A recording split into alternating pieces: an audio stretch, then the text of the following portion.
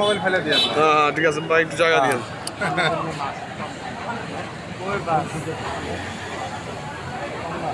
দেখেন ভাই, আমি কাকুলি ফ্লাইওভারে আছি।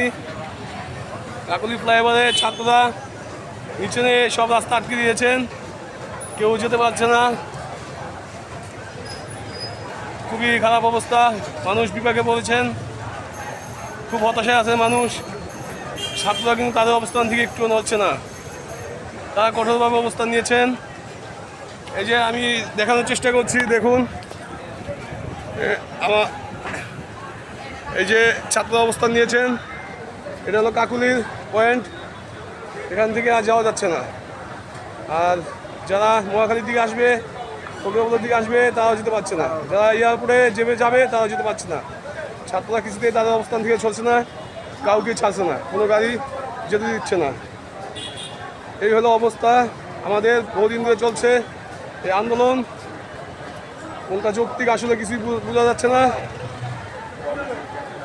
কি হয় সেটাও বলা যাচ্ছে না, কিন্তু মানুষ অনেক সমস্যা আছে।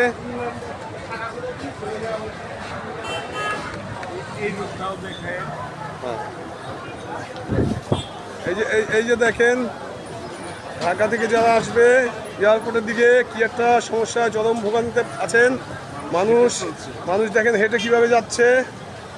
মানুষ কেউই কিন্তু বাসে গাড়িতে যেতে পারছেন না, তাদের প্রয়োজনীয় কাজগুলি তারা করতে পারছেন না। মানুষগুলো অনেক সমস্যা আছেন, দেখার মতো কেউ নেই। সরকার নীরবতা পালন করছে, ছাত্ররা এইভাবে আন্দোলন করছে।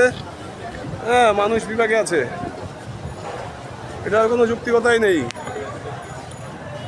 সরকার মেনে নেক, না হয় ছাত্র আন্দোলন বন্ধ করুক, কিন্তু কোনোটাই হচ্ছে না। দেখুন কি অবস্থা, দেখুন আমি একটু দেখানোর চেষ্টা করছি।